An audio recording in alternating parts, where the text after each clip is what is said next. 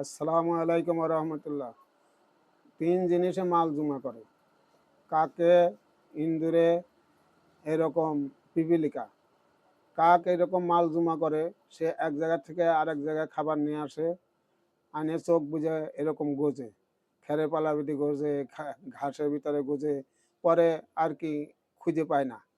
এরকম ইন্দুরে জমির থেকে এইরকম গেজর গেজর করে মাল কাটে, কাটে জমির আলের নিচে পালা দিয়ে রাখে।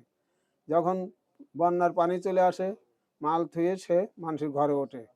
পিপিলিকা এরকম মাল টানি টানি নিয়ে এক জায়গায় জমা করে, সে খাইতে পারে না। একটা পিপিলিকা একটা মশুরির ডাউল খাইতে লাগে 1 বছর। সে কত, একটা পিপিলিকা কত মাল নিয়ে জমা করে রাখে, কিন্তু সে ভোগ করতে পারে না।